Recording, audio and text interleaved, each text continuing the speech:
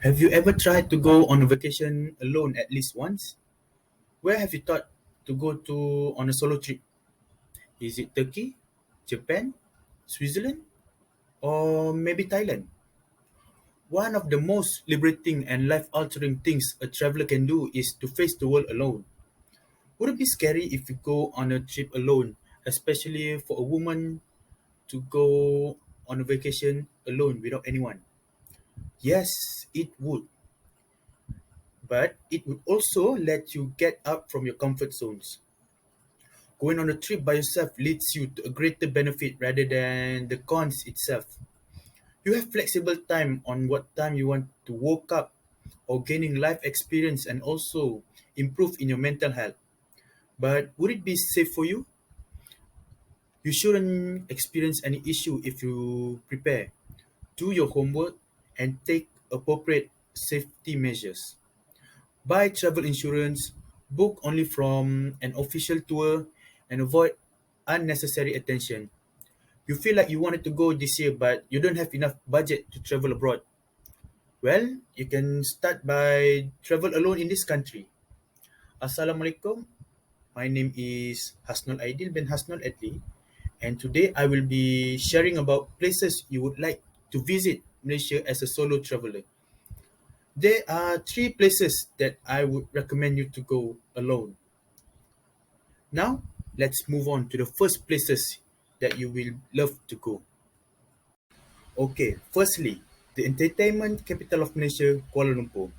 You can visit many top attraction places and aesthetic spots in Kuala Lumpur.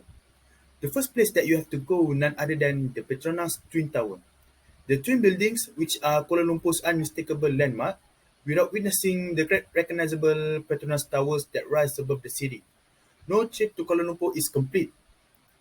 Second place you have to go at Kuala Lumpur is Batu Cave. Batu Cave is a place where thousands worshippers and visitors came every day. Main attraction at the Batu Cave that makes visitors either foreigner nor locals to visit is the colorful 272 stairs. Next, Central Market would be the next destination for you to go. You can visit more than 350 stores and kiosks selling a variety of items including handcraft, batik souvenirs, antique and collectibles. Other than that, the food itself. Enjoy flavorful food at one of the many restaurants and eateries in Central Market, Kuala Lumpur. In the course of festive festival and cultural performance at Central Market, take part in craft making demonstrations. Get your portrait drawn by amiable artists or experience Malaysian culture firsthand. Lastly, Petaling Street is also a place to go for you when you going for a trip alone. It is next to Central Market. Chinatown in Kuala Lumpur begins beneath a huge arch that announces its name and continues all the way to the Jansi Shu Yuan Temple, one of the oldest Buddhist temples in Malaysia. A green roof, commonly referred to by the locals as the Green Dragon, covers the entire street, providing an excellent barrier the worst summer downpours and the hottest mid-afternoon sun. How about transport and accommodation during your solo trip? Most of the places that I have and may not mention is walking distance. For example, Central Market and Petaling Street are next to each other, so it would be not necessary for them to visit two places with just a walking distance. For a place like from the Twin Towers to Batu Cave, you can use the public transport such as trains, the bus, the Grab, or even taxi. There are all sort of public transport that available in Kuala Lumpur that you don't even need to use your own transportation to go to a certain destination. Okay, so as you can see, this is the places that I would recommend. The Petronas Twin Towers, Batu Cave, Petaling Street, and also the Central Market. Second places that I would recommend you to go is Pulau Pinang or Penang. You can visit places that is very aesthetic and nice spot to take picture. The variety of Penang's culture is one of the best things you'll ever experience while you are there. You can see it by taking a stroll down Georgetown renowned Street of Harmony, which is home to some lovely sights including the Hindi and Taoist temple, a historic church that hasn't lost any of its charm, and a street lined with brightly colored homes. If you're a wanderer, you won't mind getting lost in this lovely location because it's a place where you'll discover home. The Penang Snake Temple would be undoubtedly have your heart racing if you're a thrill seeker and adventure lover. Locals in Malaysia pray there at a Chinese temple for wisdom and enlightenment. People who are under a lot of stress are supposed to find peace and calmness there. Additionally, it's one of the locations where you came to face with poisonous snakes without dying and yet live to tell terrifying experience. One of the numerous locations you shouldn't skip when in Malaysia is Little Penang Street Market. It features the top local goods, gift, food of course. The line food stalls at Penang Market offers delicious Malaysian street food at reasonable price such as the famous nasi kandar. Without seeing this location and getting a genuine taste of the local culture, your trip to Malaysia won't be complete. Lastly, if you don't like walking, you may also choose to take a trishaw to see all the beautiful sights Georgetown has to offer. You'll feel like a local and a true townie if you ride a trishaw. The best time to visit Georgetown is during the day when you can still appreciate its majesty. But you may also go there at night when there is a music and dancing. Most budget guest house and hostel in Penang are all known for their budget accommodation and yet still give us comfy. The calm Lebuh Mutri street in where the Ryokan Mutri Boutique Hostel is situated in the heart of Georgetown. If you want to explore Penang's superb food scene, it's a terrific area to base yourself because it's close to many fantastic cafes, bars, restaurants, and street vendors.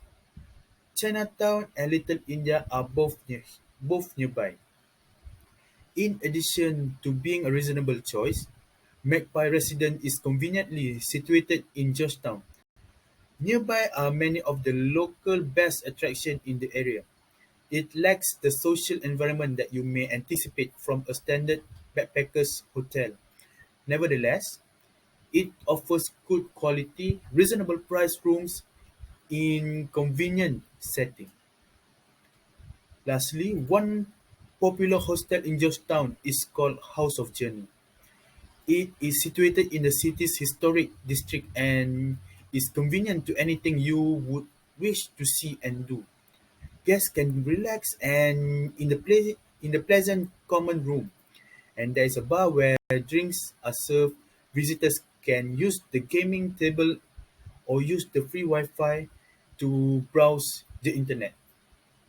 Now, where else should I show you next?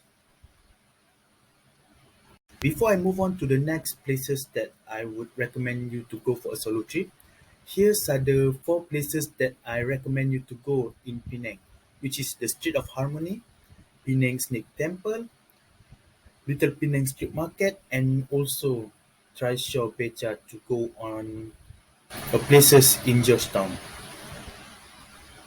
Now, let's go to the northeast of Peninsular Malaysia, Kota Baru, Kelantan. Kota Baru. Why Kota Baru? There are a lot more attraction places such as Langkawi, Pulau Perhentian Terengganu, or even Selangor. So, at this point, I will be showing you why I recommend Kota Baru, Kelantan.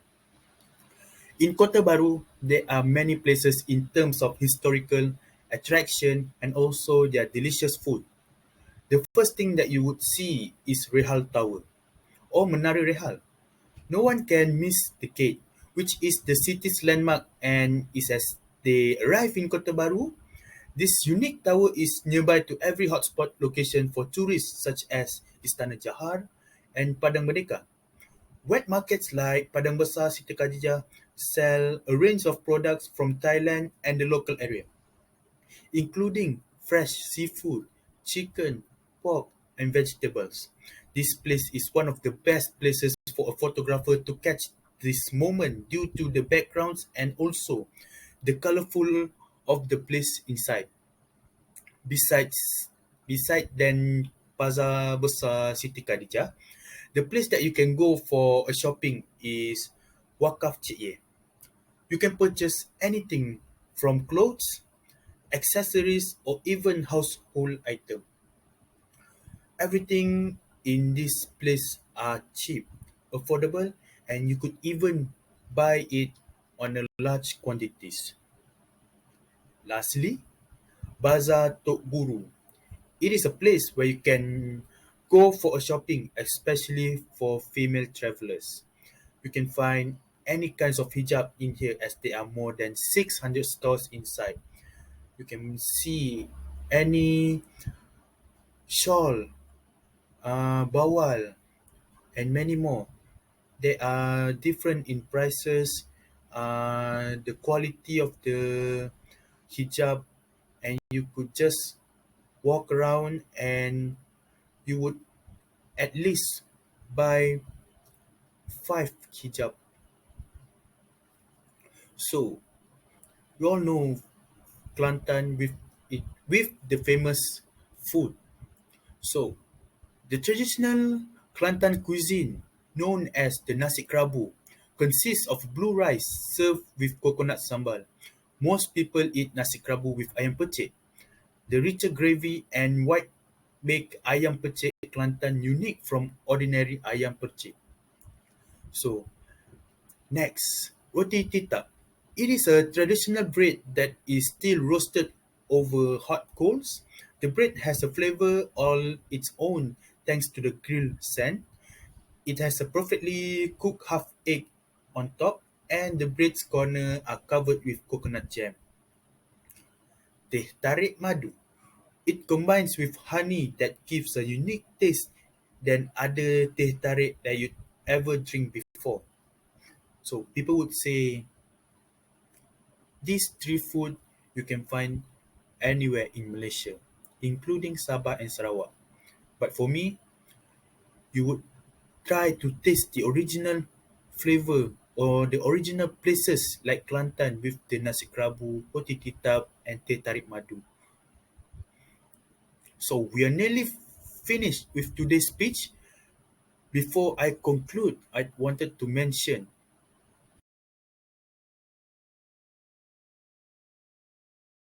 okay, picking Malaysia as a place to go on a vacation is not that bad at all. Many places to go, delicious food to try, and historical places to visit. There are many foreign people wanted to come here and go on a vacation. Going on a trip inside Malaysia doesn't make you poor, and it doesn't look like you are poor. It only lets you to discover a place or a destination that we haven't thought about. Okay, so I hope you enjoy with what I have shared with you and what I have make you realize that Malaysia is not that bad for you to go on a visit or maybe on a vacation. Thank you with the time that you given, and I hope to see you again. Bye bye.